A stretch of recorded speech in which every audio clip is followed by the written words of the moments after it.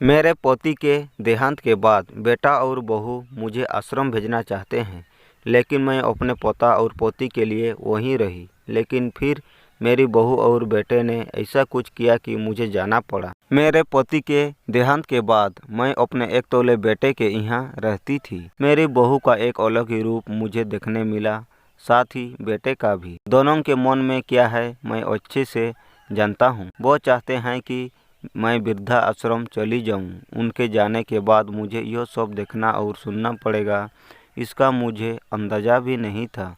पर मैं मन मान कर अपने बेटे और बहू की बातें सुनकर भी यहाँ रहती हूँ, क्योंकि मुझे मेरे पोते और पोती दिखाई देते हैं। उनकी झलक पाकर मुझे सुकून मिलता है। मेरी बहू को कोई दिक्कत न हो, इसलिए मैं घर के बाहर रहती हूँ। बेटे ने थोड़ी मेहरबानी की तो ऊपर टीन की चादर लगवा दी है। समय समय पर थोड़ा राशन दे देता है तो मैं अपना बनाकर खा लेती हूँ। मैंने अपने बेटे को कह दिया है कि मेरी वजह से उन दोनों को कोई प्रॉब्लम नहीं होगी, बस मुझे यहीं रहने दे, इसी घर में मुझे मर जाने दे। मैं बस यही चाहती हूँ। मैं अपने आप को खुशकिस्मत समझती हूँ कि मेरे बेटे और बहू कम से कम मेरे लिए इतना तो कर रहे हैं। मेरा बेटा सुबह 9 बजे नौकरी जाता है और बच्चे भी उसी समय स्कूल जाते हैं। फिर शाम को 6 बजे मेरा बेटा वापस आता है। बच्चे 3 बजे आते हैं। उन्हें आते जाते निकलते देख मुझे बड़ा सुकून मिलता है। मेरे पोती के दोस्त थे, उनकी पत्नी का भी स्वर्गवास हो गया है। उस समय पर वो हमारे घर पर आया करते थे। उनसे हमारे अच्छे रिश्ते थे। उनका घर हमारे घर से थोड़ी दूर पर था। पैरों में समस्या हो गई थी, ठीक से चल भी नहीं पाते थे। वो बड़े दिनों बाद मेरे यहाँ आए। मुझे उन्हें देखकर अच्छा लगा। उनका हाल भी मेरी तरह ही था। बच्चे अब उनसे भी परेशान थे। आकर मेरे पास अपना दुखड़ा रहते थे और उन दिनों को याद करते थे। बुढ़ापा हम जैसे को बहुत रुलाता है। उनकी पत्नी का स्वर्गवास हो गया था और उन्हें चलने उठने में समस्या थी, इसलिए वो तो अपना खाना भी नहीं पाते थे। मेरे पास आए तो मैं समझ गई कि यह इतनी मुसीबत में चलकर पुराने दोस्तों के यहाँ चाय और खाने की चाह में ही जाते होंगे। उनकी भी अपनी मजबूरी थी। वो आए तो मैंने उनके लिए खाना बनाया और उन्हें खिलाया। मना कर रहे थे नहीं खाना, लेकिन मुझे पता था कि उनको भूख लगी है।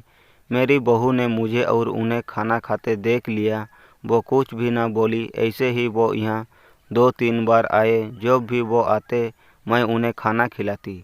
फिर उनके जाने के बाद जब मेरा बेटा आया तो बहू कहती है कि तुम्हारी माँ कितनी बेशर्म है, पता नहीं किस किस को आजकल बुलाकर खाना खिला रही है। बड़ी मुश्किल से कमाया जाता है और यह लुटाने में लगी। इनका राशन बंद करो, कुछ दिन भूखी रहेगी तो अक्ल ठिकाने आएगी। मैंने कहा कि मैं अपने हिस्से का उन्हें खिलाती हूँ, तुम्हारे पिता के पुराने मित्रों हैं। फिर भी बहू का उल्टा सीधा बोलना शुरू रहा। घर के बाहर रहकर इनको आज़ादी मिल गई है, पता नहीं क्या क्या करती है। बेटा भी बोला कि कुछ दिन भूखा ही रहने दो इन्हें। मुझे मेरे बेटे ने घर के पीछे सीढ़ी के पास ले जाकर बिठा दिया। कहा कि अब यहीं बैठो। मेरे तो अब आंसू भी सूख गए थे। अगले दिन मुझे खाना नहीं मिला। मेरे टीन के उस छोटे से कमरे को बहू ने तोड़ दिया। एक दिन पूरा भूखा रहने के बाद मैंने सोचा कि मैं गलत कर रही हूँ। मुझे अब अपने बेटे के यहाँ नहीं रहना चाहिए और शायद गलती भी मेरी ही है। मेरी ही परवरिश में कोई कमी रही है, तभी तो यह परिणाम आया। अगली सुबह मैंने अपने बेटे को कहा कि मुझे वृद्धा आश्रम छोड़ आ। अब मैं तुम दोनों को ज़्यादा परेशान नहीं करना चाहती। बहू ने कहा कि एक दिन भूखी रही तो अक्ल ठिकाने आ गई ना। बेटे के चेहरे पर भी अजीब सी खुशी थी। जल्दी से तैयार हो गया मुझे छोड़ने के लिए। बहू कह रही थी कि आज की छुट्टी ले लो, यही आसपास मत छोड़ आना, कहीं 3 दिन में वापस आ जाए। मैंने अपनी बहू से कहा कि बेटी चिंता मत कर, मैं अब नहीं आऊँगी। मैंने अपने पोता पोती को गले लगाया। मुझे पता था कि अब मिलना नहीं हो पाएगा।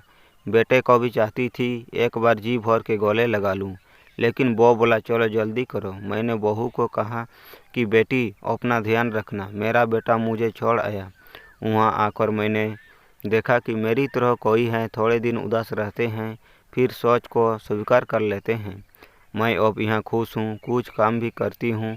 मैं चाहती हूँ कि ऐसा कहूँ कि ऐसा किसी के साथ ना हो, लेकिन ऐसा कब किसके साथ हो जाए कोई बता नहीं सकता।